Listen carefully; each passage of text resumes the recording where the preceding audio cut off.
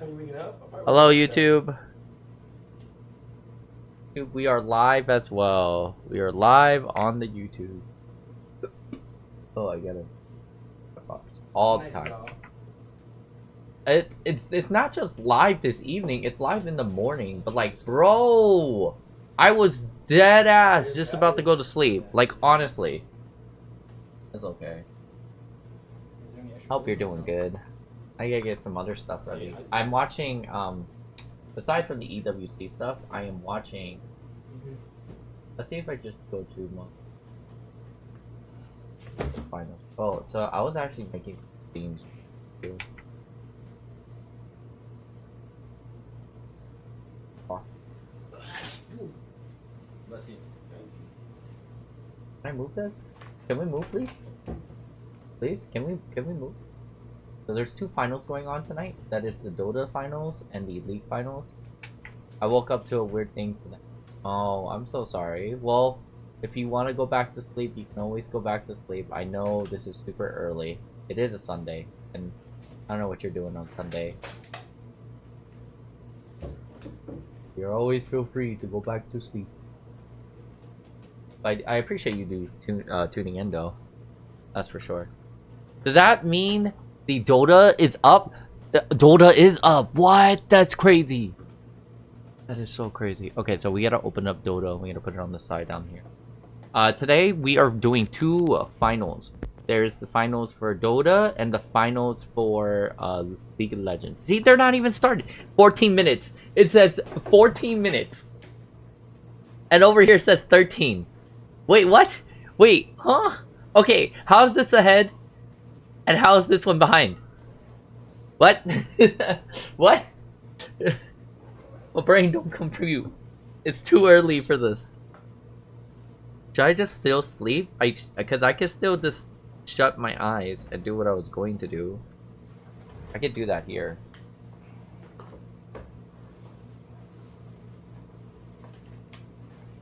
I was gonna put on a timer, have my headphones on, and then when the alarm goes off, I was just be like, I'm awake, guys. Hello, good morning. How was it?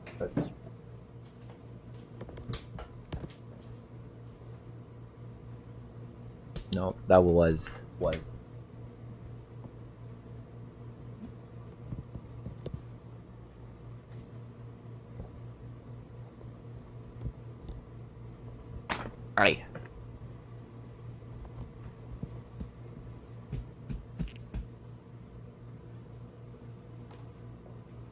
Alright. Am I still the first one? Yeah, I'm the first one broadcasted. Nice. Nice, nice. Let me move this over. Actually, I don't need to move this over. Just find the way it is. Sweet.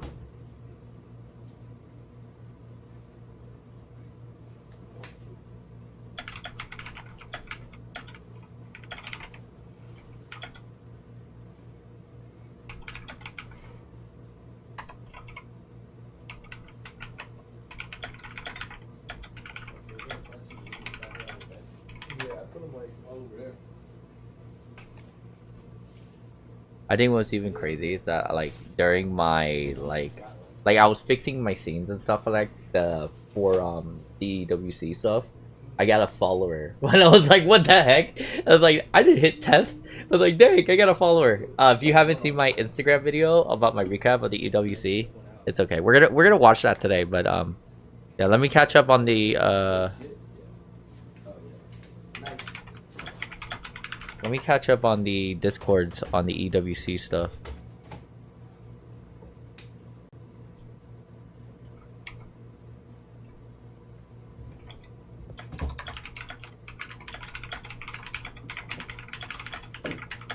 Oh, and then the sound that you're hearing in the background is actually it's actually Arky. This is Arky, by the way. This is Arky, by the way. I've been watching the Streamer U stuff. Have you guys been watching Streamer U?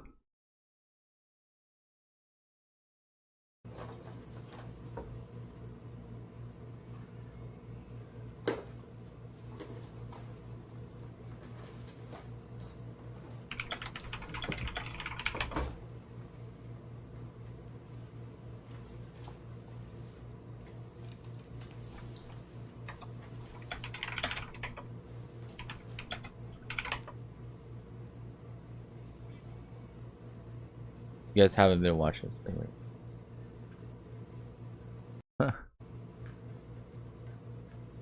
Yeah, I've been watching some of the streamer use stuff too, honestly. But I do have the league stuff open. I just like watching. Watching a couple things. Stuff and stuff.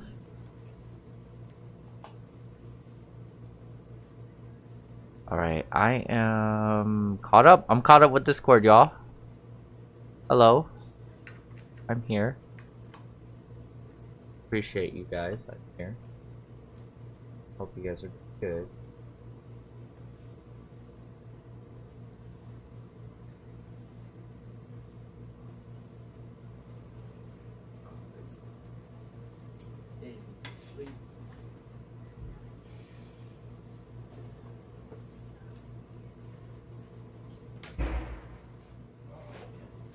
Bomb.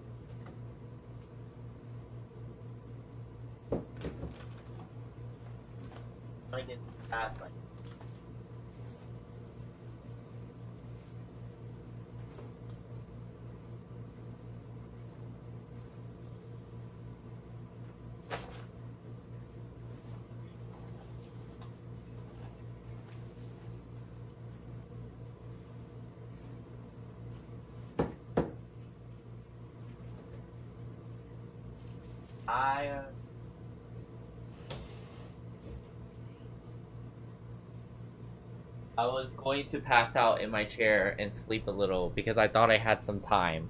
But as soon as I would get done like brushing my teeth and stuff like that, like oh my gosh, the League of Legends stream popped up and I was like, what? Ain't no way. And on the website you can see it says 7 minutes. I'm like, that's 7 minutes that it will till it starts, right? Like I bet there's still some other people that are just waiting for it to start as well. And then they're just like, oh, we're gonna nap some more. Like, bro, ugh, like, come on, man. Does that make things, like, easier for me? You know what I mean? You know? Would have been great to just sleep and be alive and just, you know, take. I was gonna take like a 20-minute nap, anyways. So I guess it wouldn't like made a difference. Thanks, Esports Gamer. No sleeping it is. I gotta find. Or not Silky, yeah, it's just on this though. Okay. Well, should I just sleep for like, I don't know, like 2 minutes or something? or 7 minutes, 6 minutes if anything on EWC time. Not freaking Dota 2 is still behind too. I don't know why. Oh, there's already someone already streaming it. Damn, okay. Gotta get clout. This is just some streamer U stuff that I'm just turning on to. I was watching the streamer U things. I don't know if you guys been watching streamer U, but it's been cool. Bed. Sleep in the bed. Should I do my bed cam? My sleep cam? The sleep cam?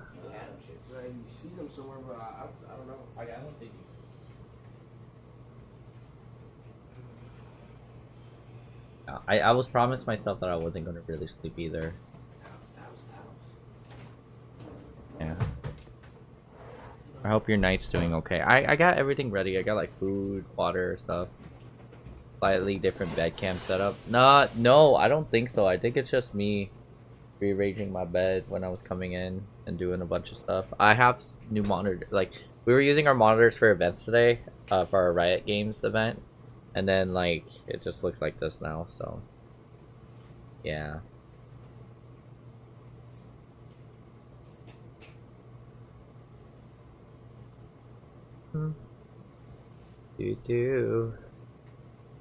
Like, there's nothing. Oh, on the OBS thing. Well, I did have a change. Okay, so you want to see, like, I'll do it in like 5 minutes, but I can show you what I've been working on.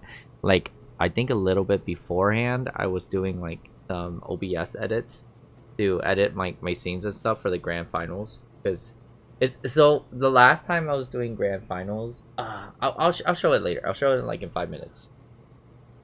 But yeah, like I was doing some stuff. Who's messaging me on the YouTubes? So do we know who's the winner on COG Leagues? No. I don't think we do. We could look that up though. COG Leagues. COG League. I was looking up COD Champs.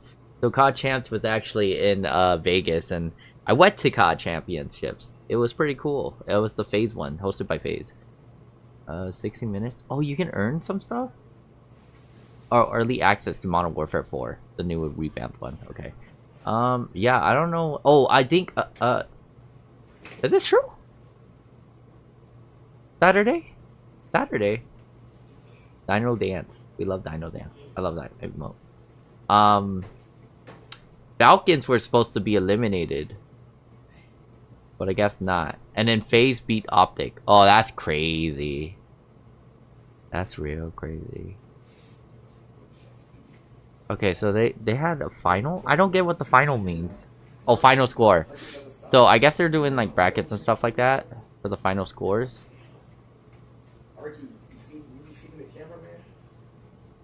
Yeah, is this it?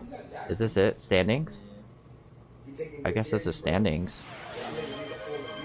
Oh, thank you. Thank you for the sub, Hyper. W Hyper, guys. W in chat. Hype. Thank you. Appreciate your subs. We're almost close to our goal. Let's go. Yeah, so let's see. We have... So, for COD Champs itself, I do follow Call of Duty. I will be streaming Call of Duty, as you could tell in my promo. That they are going to grand finals against Optic, I'm guessing. Okay, Optic got knocked out, and then they won against the Falcons. So Falcons did get knocked out. I heard from a birdie that Falcons did get knocked out, and then they're now gonna go in the grand finals. I also heard this. Well, this was from Apex, but like basically, at Apex they had Falcons there, and Falcons are. I'm gonna be quite honest, because I am an esports person. They do not have an official, like, we care about these people type of teams. They will only buy, like, purchase and give them bids and buy them the players that they think will win. They are very strict to the point. They're like, we want return of interest, let's buy the best player. They bought Simple, and when I asked Simple when I was in Japan in January, hey, are you going to go to Apex and EWC? And he's like, hell no, I hate the EWC. I don't ever want to go there. And then I guess it could be, you know, it moved to Paris, which is why he went. But he was telling me, like, giving me the vibes that, like, unless they pay for me to go, I'm not gonna go. And so he got picked up by Falcons. He still lost, but still, like, what I'm hearing that Falcons aren't like really strict teams. Like, they're not passionate teams. They're more in it just for the money, as some of them are. But I'm not gonna guess them on this. That's not a bad completely thing, because let's be real here. If Faker, let's say he wasn't on a team for League of Legends, you would probably want Faker on your team. You probably pick him. So, yeah, it's one of those things. But yeah, so that's what's happening in COD Champs. DTWLBK Productions, y'all. And then going back to my Twitch chat. Omu, how's your night? Or day? Or morning? It's morning. Oh, we got 40 seconds.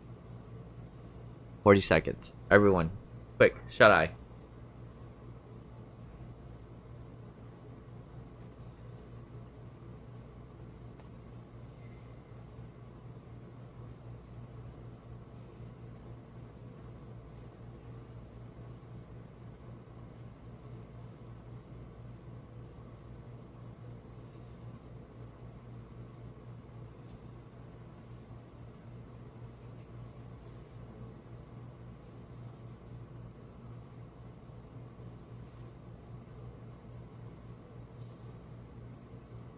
Alright, we're up. Alright, that was it. That was my sleep. Almost midnight here, but big chillin'. Nice. That was my sleep. I had a good night's sleep, guys. Okay, so it's on my screen for the EWC website. It says it starts in 27 minutes. What the hell? We are not in 27 minutes. Why is the stream on Twitch already up? They're already way ahead. Is that Cadril? That's not Cadril. No, Cadril's doing their own stream. Okay,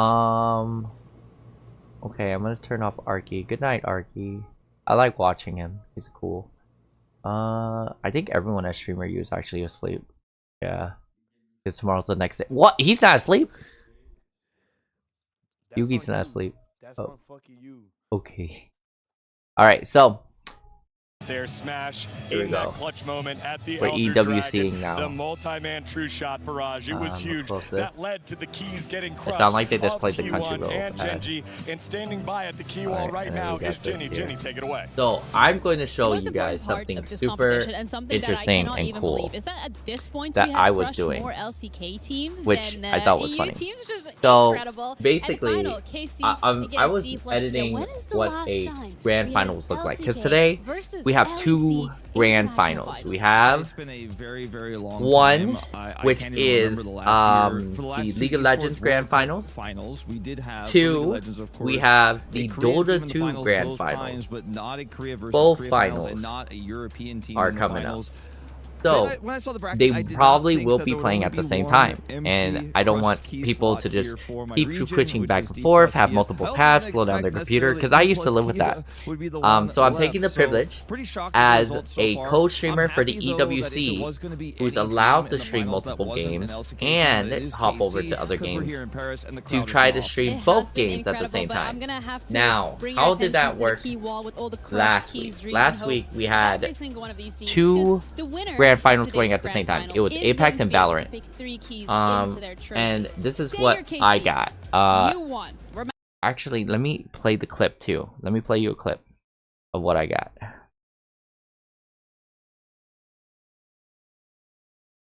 Let me turn this real quick. See that?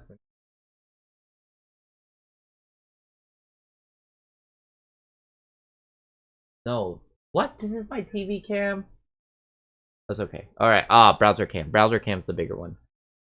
Let me increase this browser. Mine?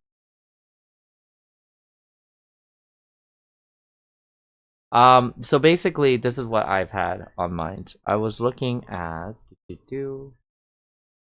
I can't believe Rain Day is actually on Dota 2. Sorry, I just noticed someone doing something. And it was kind of a bit laggy, because I feel like it was hard to get both of it going. There we go. Alright, and then paste it here. So this is what it was looking like on the screen from last week. The one thing is I had to mute and unmute different different windows. Yes. Which that's probably kind why. of was a pain. That's probably why it lagged. Again, I do have to leave because I go feed dogs. Go. I am getting my USA finals. And this is not bad, right? This is not bad at all. The way I was doing it, 100%. I don't think it was bad at all. I mean, and this is what it would look like for when I did that, right? For this upcoming finals. But I went ahead, I did the extra work for y'all, you're welcome, to make something a little bit more interesting. So instead of having this big chat box here and these two screens like super small, right? Because let's be real here, you still can't see a bunch of things on here, especially when I'm in full screen still, no matter what. I took it upon myself to make two separate scenes, y'all. So this is what the scene 1 looks like. So this would be League Finals, and then Dota 2 Finals at the same time. So imagine both games going on. And then, if anything, we can also do Dota 2 Finals on the big screen and League Finals on the same. You're welcome. It looks great. Yeah, it's fire. Thank you. I got some supporters. Alright, so now I'm just gonna do one thing. There's one last thing I need to do. That is switch off the share screen. Because instead of using the desktop audio, I want to use browser audio. So that way I can have one muted and one playing. So look at that. That looks I wasn't able to do that until the broadcast actually.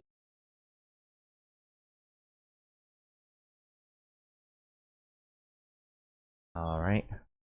And the way you do that is you take this browser link and take the browser. There's only 4,000 people watching. It's so crazy. Huh? Wait, oh, this is not browser. Whoops.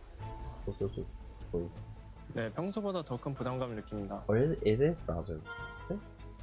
선수 생활을 마친 뒤 지도자나 코치가 되는 것도 고려하고 계신가요? 고려 대상 중에는 있습니다. 지금까지 상대했던 선수들 가운데 Is this browser like or maybe window? Still capture? Full screen browser?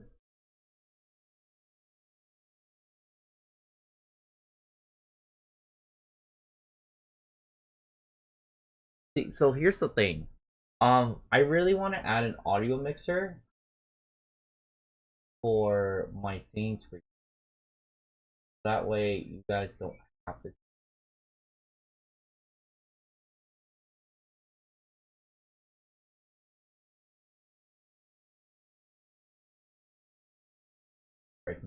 For you guys. I'm gonna have to do a live edit right now. Live edit.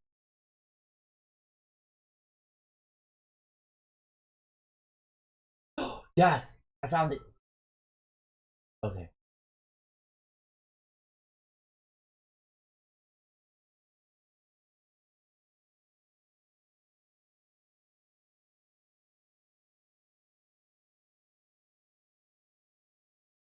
So 저를 상대로 챔피언 하나를 배내야 된다면 어떤 챔피언을 선택하시겠어요? 그 이유도 말씀해 주세요. 아지를 배나겠습니다. 너무 잘 써가지고.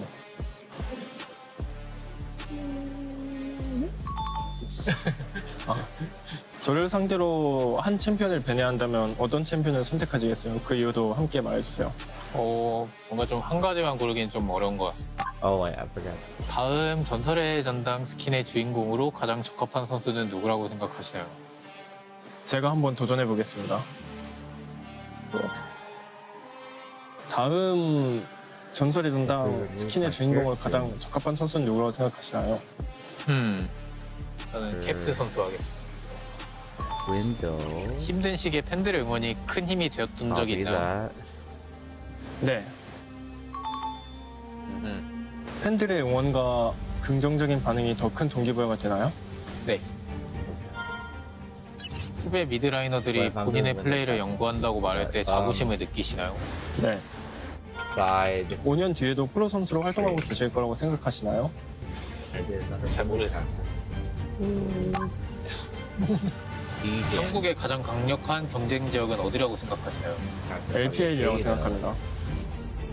team that's playing, best of 3 into best of 5. So, yeah, and not going to be an easy task for Vici. No, not at all. Yandex is ready to go, and if you think you know that Vici will somehow overcome this yesterday, we want to let you know that you can join in on esportsworldcup.com/play and get your tournament pick'ems in. You have a chance to get the share of $300,000 by playing and picking your winners. So go ahead and try it out. And in fact, we've got our tournament top far, and it's some interesting statistics too, because we've kind of looked at the teams that have been leading the chart. Those are mine. Let's go see what some fans have chosen.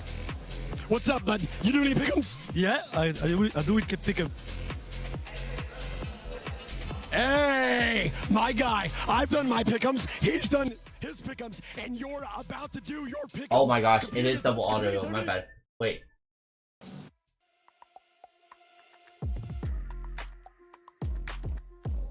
Then we'll have that. Mute this.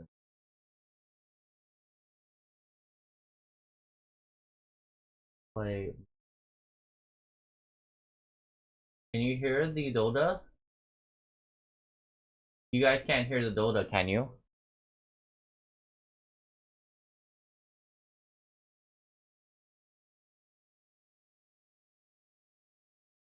Okay, can you hear DOTA?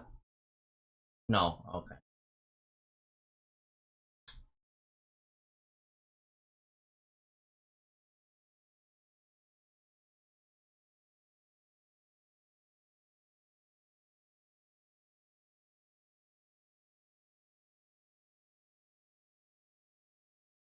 Let me try to copy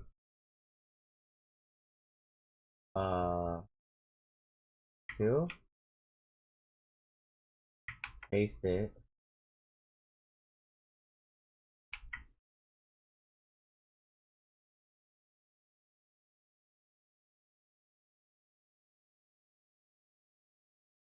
Make DOTA.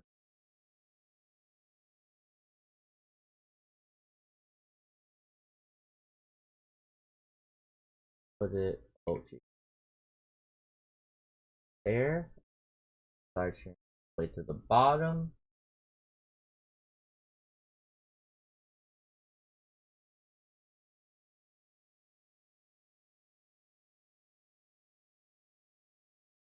TV.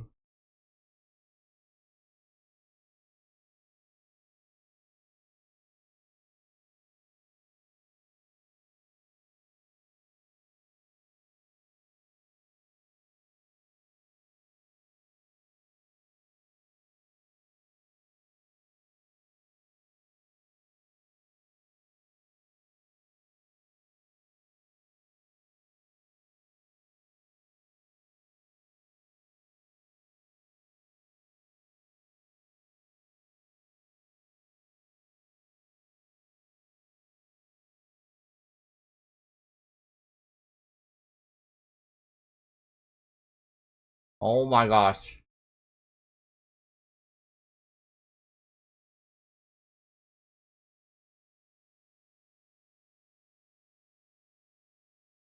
So how do I make this DOTA be the browser to hear?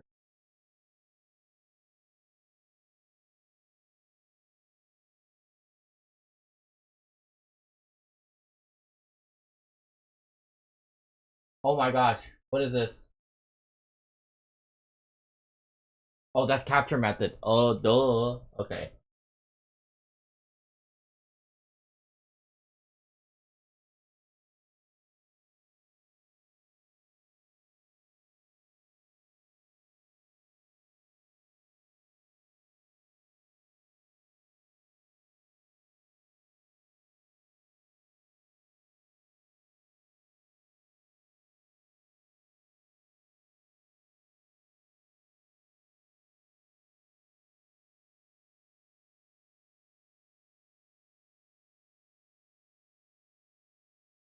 I messed up my OBS.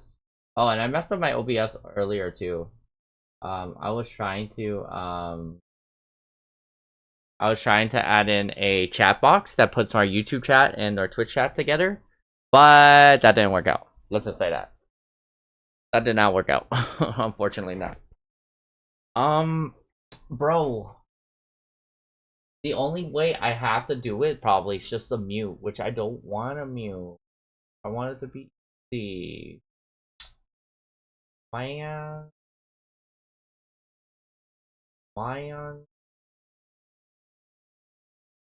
But like, it's not that bad. But it does have audio from both games. Unless I like unmute it. But you guys can see me unmute.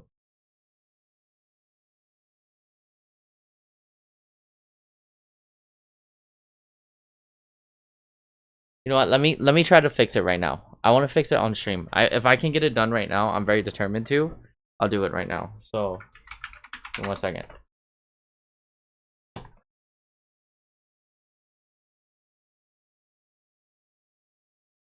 Here, we're gonna go on the main code stream though. What's up? It's good. I'm glad that you're afraid about his Delvis costume. It's kind of like Batman and Robin. Oh my god, you made Yeah, it. audio output capture and the sources. I think I do, but I think they're both in the same browser program, which is where they're reading it the same way. So I'm let me look it up real quick. Kameto and to Kote, they have given us 2 jerseys on stream. Whoa. You're not. Right now with me, I will definitely try my best to put it on, and I will be supporting KC today. Just wait.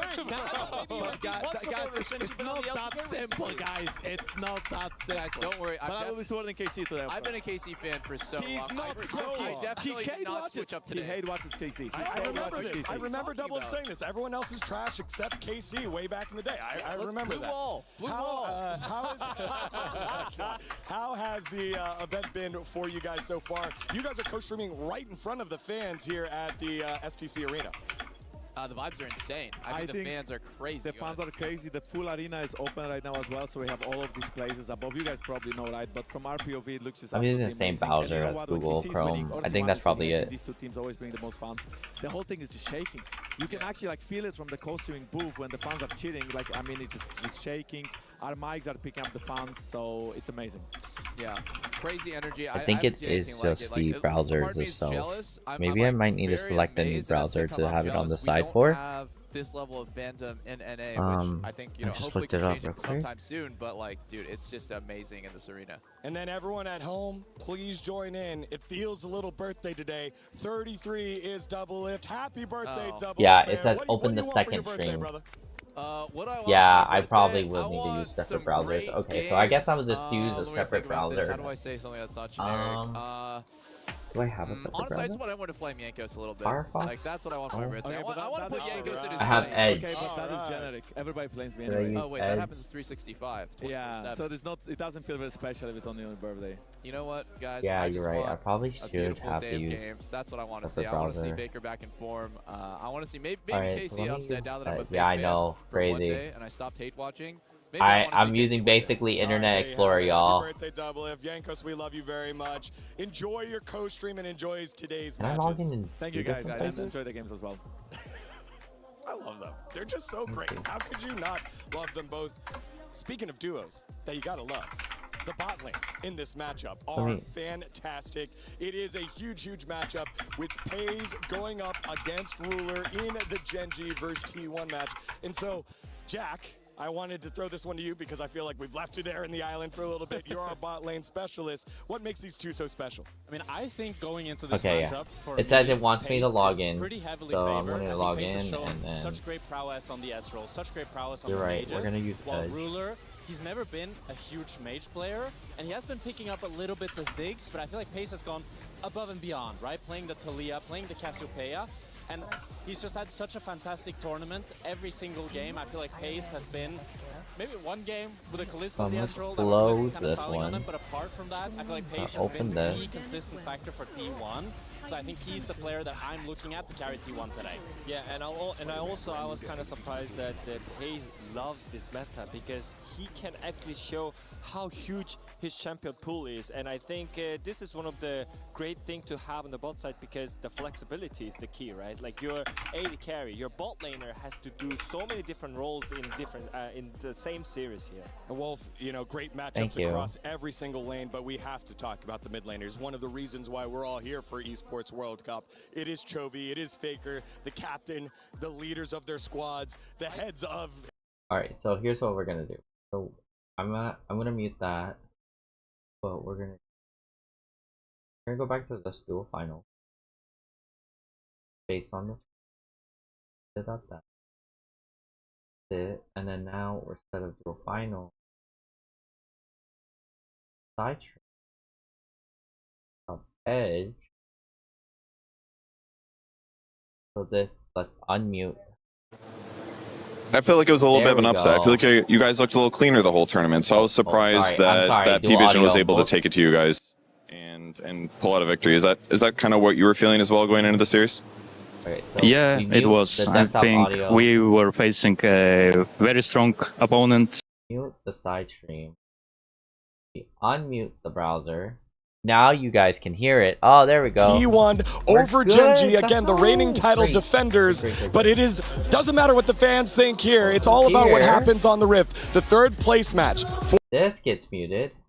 But Stop the draft real bad. We just and weren't. the desktop gets muted. Yeah, We let's were go. not on We the did same it, guys. page, We did and it. we came with the W. different ideas, and W teamwork. it ended up Oh my like gosh, this. we did it so Were there great. any like Now we obvious got problem multiple- here? It was yeah, like I saw you're you right. guys played a September TA window yesterday. is the way to go. Got it. Watson got pressured a lot. He was getting. There was that one game with like they had Giga Roots against you guys. All right. It was like Pit Let's Lord. go back into co-stream.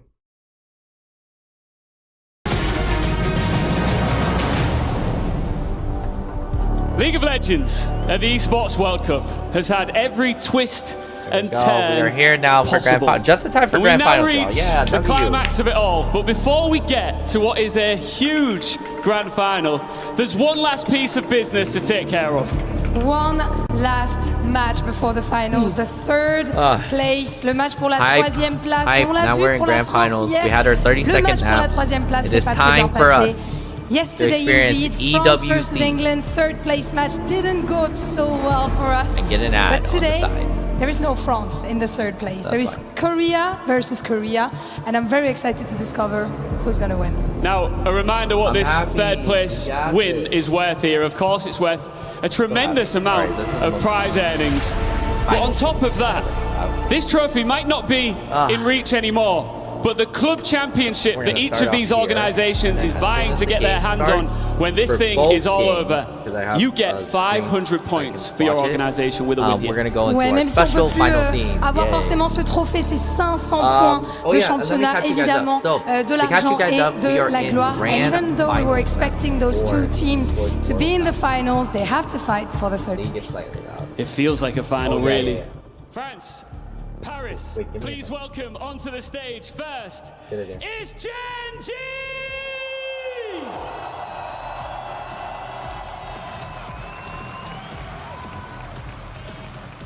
They came here as the Oh, standard no way. I have to every mute other both team no was matter what. chasing as the title defenders. I have to change it still. Final, I have to change it still. Dang, that sucks. It's okay. I mean, it's a little bit more work to unmute and mute browser sources, but you know, it's fine. It's fine. It's not like super difficult. This gives me some extra work. And just a reminder, I do some of this stuff remotely when I go feed the dogs, so it's just on my phone that I have to do this stuff. That's what the annoying part. All right, Tyler won. Sorry, but SKT did not win. They did not win last night. They did not win yesterday. They got eliminated. Paris was OP. Damn right, getting OP. They step in front of their adoring fans one more time. I also have breakfast. I'm gonna brush my teeth one more time, so I'll be right back, okay guys? I'll be right back. Right before the game starts. We're here. Grand finals. Oh, but first we do third place for both games, and then we do grand finals. That's how it works. Alright, y'all. I will be right back. I'm getting so great at doing my scenes and stuff like that, so I'm pretty happy. But yeah, see y'all in a bit. And one last victory worth fighting for. Mesdames et messieurs, pour ce premier match, faites du bruit!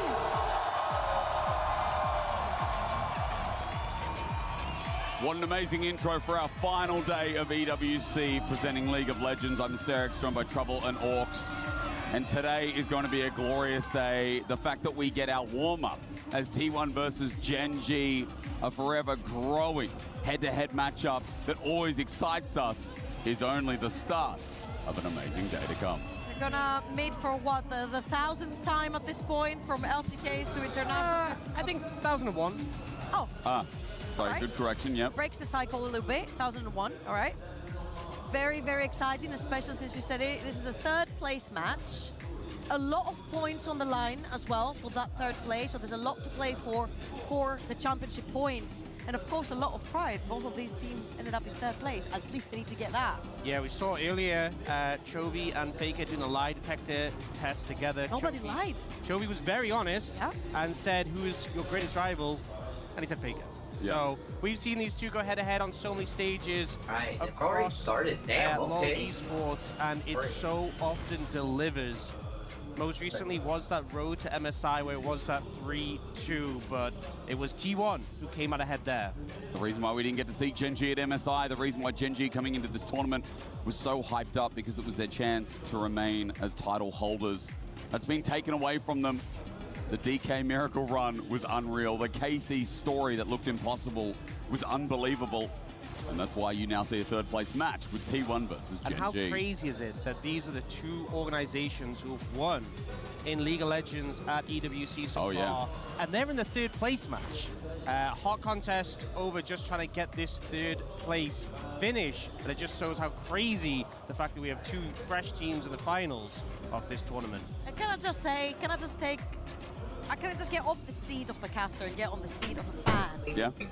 Getting to cast T1 versus Gen G is absolutely insane, and probably once the last I got some cleaning maintenance. I mean, everything in my room and stuff is clean. Pretty much clean. This cast as well. And there's stains, there's minus some stuff, it's pretty good, and then on top of that there's like some maintenance, but I'll have to do that when I get back from watching dogs. Next week it's one of my lightest weeks, but I do have events, which is going to be tiring. But yeah, I'll have events next week, and I will be stop watching dogs, y'all. Oh, and you want to see what's going on? Aha! You can see that. Dota's people are just now coming out too. So we have another match against for Dota as well that's going on. Necton and Poppy as their bans, no matter the team they're playing against. They did ban those two versus KC yesterday as well. Usually the third ban was playing around which lane they wanted to be. Oh, I'm so happy for Mike. It looks so good. I like it. I love it. I'm in love. It's amazing. We'll stay with this one though until the game starts. Leaning towards getting Ambessa for Doran, a pick that he's had a lot of success. Yeah, and I got some breakfast. Oh, and I wrecked my breakfast. Yeah. Boom. Damn. Damn. Setting up for that in this situation. Rip. Notably, not it's okay. Away from Ona, but the Orianna still on the cards, something that Faker has consistently prioritized. I had a hot dog, and then I dropped the hot dog. Still and then now everything's everywhere in And box. it has been prioritized over Jarvan a lot of the times, picking that Cassiopeia. Rip my glizzy. So let's see if it is going to be the case right here. Oh, there's Lee Sin. All right. So now the biggest question is it still going to be the And I think it's cold because it's been a couple hours. There's that Syndra option for Faker, which they prioritize heavily. Remember, pays as well. In the middle of the draft, it's been. But I'm happy. I'm happy you guys are here. I'm happy you guys are watching League of Legends with me, enjoying league matches. I hope you guys enjoy my co-stream. Sub up if you want to. I don't want you guys to miss anything, but I get it if you guys don't want to sub or you guys can't. Don't forget to also hit me with a follow. Right, I have alerts on as well. It'd be nice to see those follow alerts. And the Victor, a pick that can get and I hope you guys are rooting for your favorite team right now. I love Gen G. I have Gen G shorts. I have Gen G shoes. But I am an SKT for today. They've kind of earned my respect. Alright, I'll be right back real quick. I'm going to go throw this away too. And I got to get a fork. Dang. Hold it down. Towards the later stages of the game. Now, we have seen T1 do the special where they lock in Cassiopeia, and then on the second half they might lock in Syndra and play the double mage as well. Specifically with the Ambessa locked in, you do have a lot of mixed damage profile that you can actually do that. To me, that could make sense because you are pairing up maybe a mid laner who synergizes better with a Lee Sin, like an Annie or a Ryze. You can set up that Sonic Wave. The concern would be, though, I feel like Cassiopeia and Victor bot lane, if Victor starts getting momentum in that lane, he can just shove you in and clear out the waves. We do get Keen's Vein, which is a pick that at first, when we saw him bring it out, he had some big struggles. I remember there was one game into Zeus' Aatrox where he just completely fell over, but more recently has been having good success. And then the Carrier Bard, rarely a second rotation ban against T1, but very often a ban against his team. With another engaged support taken away by T1 as well, so bot lane is setting up nicely. Again, I like that you guys talked about the flexibility of these mages going towards bot, as we all know. More likely has been that Victor there in that position rather than the Cassio, as right now, I got to ask the question, are we just going to keep banning away supports? Are we getting rid of AD carry options as a potential flex, or a worry that there might be things like the Ezreal, like the Varus as well, like things that down bot can find lane supremacy? To me, I think Ezreal's a very very prominent pick on my mind, especially for Pays, who's been just phenomenal on that pick. The Talia ban coming out though, cautious of that being put into the bot lane, especially paired up with the CC support, can have a lot of great effect. I feel like the Nautilus kind of gives it away that maybe T1 is looking for that Ezreal, especially the flexibility the champion has. Nautilus locks that down pretty easily. Or maybe they could be looking for something a lot more, like in terms of something like a Lucian with Emilio, which Nautilus... Thank you for dealing with me eating on stream. I don't really like to eat on stream sometimes. Gone. I guess at least that question's off the table. It's a little bit more interesting. Cool. Cards for the table aren't going to be there for Gen G. I gotta eat breakfast until that final pick. It always throws me off this blue side, red side first pick. But for now, to let Gen G you guys have the know option this, to pick I'm up not trying to early support pass out here, again. guys. And I then passed leave out that flex for yesterday. 80 I carry. was like, damn, I couldn't handle it. So they go and take the Because, Shen. you know, you guys gotta remember, I'm doing this like 5 days, 6 days straight. Available. I feel like Leona in this tournament so far has and it's fared kind of better hard. It's kind of with heavy. Camille than the Shen has, but Kind of I heavy feel like and hard. Here, Gen G are sort of prepping themselves in case Carrier does come out with Camille. Ziggs Camille could be an option for T1 in this situation. And speaking of, I gotta take a selfie. Or they could go in a different direction. It looks like they might be moving that Cassiopeia down towards the bot lane. And in terms of ults for the Silas, the Impale from the Skarner is pretty good. The Stan United, a lot of value. Here it comes. But yeah, they go for the Camille instead. Okay. I assume Ziggs is going to come out as the pairing with this. Let's see if it's going to be the case. There's going to be a lot of roaming from Keria and Duro with the Shen and the Camille. However, I'm seeing Gen G building a fort around their carries with the Shen and the Skarner. And there's a lot of brawling activity from the side of T1. How does the Lee Sin get into the back line to get one of those big kicks? This is going to be locked in. Faker Silas again. It was only the other day that he ended the game with 20 kills. Not the record for the world, but it is up there, at least in the top 5. You got to think in Tier 1 competitive games. Faker returns to it again, and it is going to be a Cassio bot, right? Like, I'm not seeing Silas bot this game. I'm just interested to see what Gen G are going to do, because as much as you could put the Victor bot, they don't have much AD in their composition. Everyone tease. It looks like they might be leaning towards that. Really, only Keen is the AD threat, and against champions like Ambessa, I feel like you might lack the let's do it one more to time. deal with it, especially if Keen does end up falling behind. They end up going for the Anivia, a pick that Chovy feels very comfortable on, especially into like a Cassiopeia or a side. And the Victor gonna go down to Lula. Remember the fort that I mentioned earlier? It was missing some walls. This is what the... Oh my gosh. What is the... What's the screenshot button? Oh my... Okay. That Gen G's creating. Alright, let's do it one more time. It's gonna have to be on a microscope in the early game, because he has to make the plays count early. Wow. Later on, the team becomes super tanky from Gen G. One, plenty of two, and three. We haven't seen them swap yet. You know, Pays playing. There we go. Oh my gosh, finally did it. But against Victor, Thank you. how's that fair? I mean, until Okay, that took forever. Alright, we go back. Oh. Yeah. We're finally ready to fight. We're ready to fight, guys. And the Camille. Have the E from the Silas, E from the Camille, delay at CC. I'm looking behind me, and that can't be wrong. It shows Pays on Camille and Keria. No, don't trust that. That's a graphic. Don't trust that. Guys, ignore the stage. Sometimes it's slow to swap. From what we saw on the end of our pick ban, and trouble keeping us at our toes, because like, hang on a minute, you're right. Because technically, Choby's running Vayne on the other graphic over there. Right. They want Team 1. Victor top. Yeah, let's ignore the stage. Ignore whatever's behind us. But the reality, what we saw at the end of pick ban was that Pays did not swap the Silas. So unless we get a delay getting onto stage, which I can't see, I'm looking at the players' screens right now, and I do not see gray screens. I see them on Summoner's Rift. So that does indeed. Let's wait. A lot of tension. As we get into Gen G T1, but not as you know it, our third place match. For club points, for pride, for really just revenge of road to MSI. Silas is going bot lane. Is it indeed? Just simply popping bot lane. I just need the overlay. I don't trust it because, yeah, there is a Cass mid right now. Faker, Cassiopeia mid, Pays Silas bot. And he's like, yo, if Faker can get 20 kills on this, I guess I can too. So Pays in solo queue has just been playing all sorts of things recently, willing to try out like Echo bot lane, Silas bot lane is in his solo queue, Swain, Hui, Lux, TF, he is Galio, he has just played anything you can possibly imagine. Yep. And I think the angle here is that Camille's so strong level 1 as you have the hook shot, right? And Silas functions in a similar way. The chains into the dash, they're going to go for it. He said flash ignite, gonna dodge away. Alright, they're gonna fight. Level 1 fight. Okay, they kind of crazy. He has nothing, no flash, no escape. The punish is there. They send it in, and they get destroyed for it. It's Gen G on first blood. And that's the problem with Silas level 1. Majority of the damage that you do early is from your passive. So if you can cycle through your spells, you can dish out a lot of damage.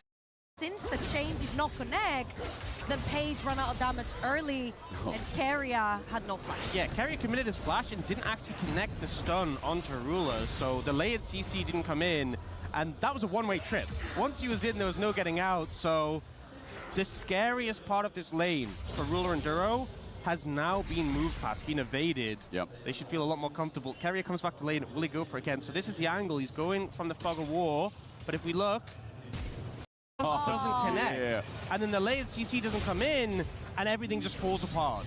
It was unfortunate that none of the two spells that was supposed to immobilize the Victor doesn't connect there to at least threaten some more damage or at least take them low enough It's to also, not chase. you're level 1, you Yeah. have one ability, that's all your damage. And they missed it. That's a rough start watching there. Paige just has to be an onlooker. First blood does go over to Duro, but little to be worth. I think that is a good thing in some ways, because I was worried about bot laner in solo queue slamming Silence. Yeah, and this being your bot lane tonight. Even again, Shadow Dash connects. Pace in a bit of trouble this time. He takes the health bar trade, and now that level 3 is there, it does feel like this lane is going to be even harder. Doran getting poked out as well as Canyon. Topside is his domain right now. We saw vertical jungling start. We didn't get to talk about it. And even though Owner is on top side of the map trying to defend his red side, Canyon lays in wait. However, he's done the Listen special where you back after first camps, get that longsword in your inventory to try and brawl early on. You see Cannon's on top side, Owner's gonna face him, he has the extra longsword, he can't fight. Oh, Silver Bolts connect as well. Canyon gonna throw a rock. The base damage from Skarner early is big. A wall now found. Owner presents himself for an easy condemn. Keen gets the exhaust down as well. In trouble at T1. Owner one hit away, and he dies to a lethal tempo vein. Now next up is Doran. The flash auto. Damn, okay, Genji's coming out real hard on SKT. Flash is gone as Canyon receives the wave. It's such a frustrating combo. The Skarner and the Vayne, one slam to the wall, and you just get stuck there. Owner trying to bail out Doran, but Doran too low to really contribute to the fight, and Owner just gets taken out. A huge advantage for Genji on the top side of the map. That wave's going to be pushing towards the turret as well. Not going to connect. As we look for the Ivcon of Duck down in the bottom lane. They've got to send it again. Is what Okay, T1 we got our have to continue in. doing. Took our photo. Down that We got field. the food No ready. autos Let's get allowed. into this grand finals. We see Dota 2 Guys, right there on the fucking side hand, as I'd well. say it's going good enough. I hope that it's not like taking up too Owner much of the thought space they were for gonna you be guys. diving Doran right here, back But as you can Canyon. tell, we have Notices sponsors Owner, and stuff pins like him on the that. wall. Kane follows We up can still with see it as everything. well. Cat's The still looking CC good. chain into Things the looking exhaust good was still. impossible for Owner's Listen to play that. Alright, let's I go. believe Keen got a red buff as well from that, so things going from bad to worse for Doran in this situation. Already 500 gold down in the matchup. A rough start. I'll say. Gold lead spread nicely. Genji have Keen up 500 for the kill of his own 15 CS lead. Meanwhile, he looks towards Paze. He gets scones out of there because into a gravity field. All will have enough damage. He goes back in. I don't know if he really wanted that minion. He really did. I mean, it was worth, I guess, because he did not die. I'll put full production just for you guys. Just for this League of Legends finals. Canyon spotted out. Smite does go down. So This it's invade, 5 Sonic Wave a.m. will be taken, but Faker at half HP. If both games Has go air. around real, yeah, it'll be 5 Makes a.m. numbers advantage. So by Goes 5 right a.m. down, Faker I'll takes probably it. have to head out to Chunkin. the other place. Chovy now level 6, so he's got the Glacial Storm to add in the wave clear. So Keria had to wait for Pace to crush out the wave down bot lane, which means he was second on that play mid lane. So Owner has to see his camps being taken away from Canyon and lose the entire top side of the map that respawn. However, he's not going to miss any time Dragon on the getting map. taken. He's just going to go to the neutral tip. Level 6 now picked up by Keen. Canyon there to hover. I didn't see the full shove in. We didn't actually catch that on stream. But I assume Keen got some kind of freeze going with the way the CS has even expanded from the earlier 15. As absconded ducked again. We look towards bot. Paze has to flash away. Oh, this lane is absolutely rubbish. Mike Lizzie tastes stale as hell. This is the problem with this lane. You're all He's in been all, here for a Doran finding good Keen. minute. maybe Oh, Doran gets into Oh, that's a range. kill. Down step isn't enough. That's a kill. He needs That's to not go a forward. kill. Doran Whoa, now in a no bit of way. trouble himself. The honor What? Keen will find the solo kill, and stomping on T1's head is Gen G. Okay. Dodging the ult from Doran and the vision in the brushes meant that there was nowhere for Doran to escape to wait for cooldowns. Keen cutting that one out and playing it cool, calm, and collected gives him the solo kill.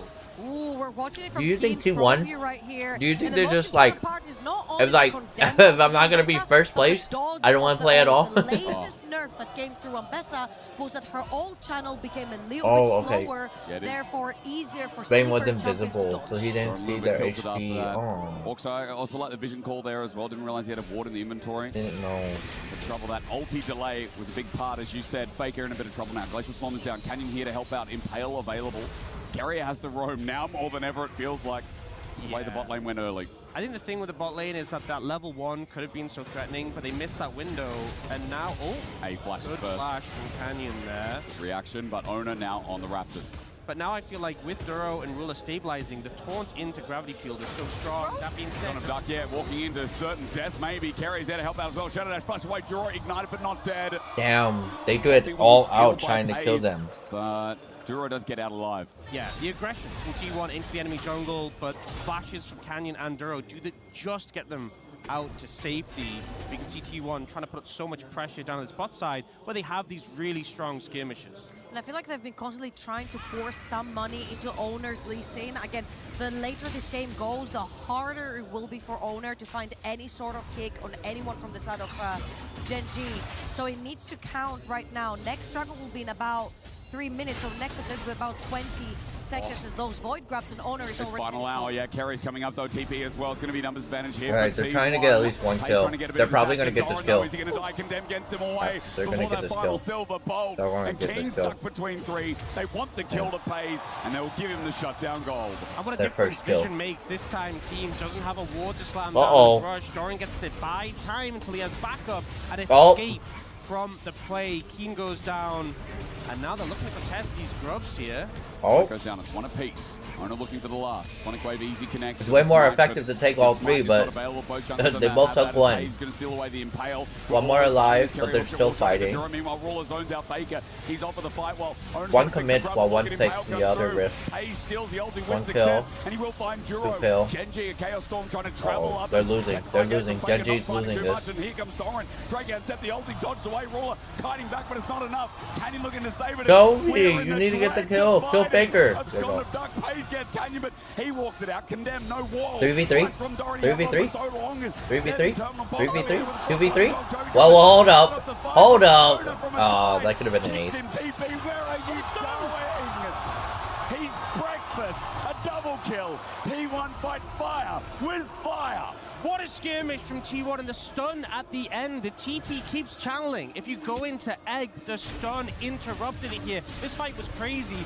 Both supports get focused down early on by the Impale. You can see there, Carrier gets grabbed and Duro does too. They're the main targets, but these extended fights, Ruler just doesn't quite have the damage yet. Toby's trying to get value focusing down Faker, but look at Doran, look at Owner running rampant on this backline. Honestly, the spacing from T1 every time they do not have spells available and the spell usage, especially right here, Keen could actually kill them all, but Doran flashes in to create space, and then Owner and Pace chain up their CC so beautifully on their cooldowns.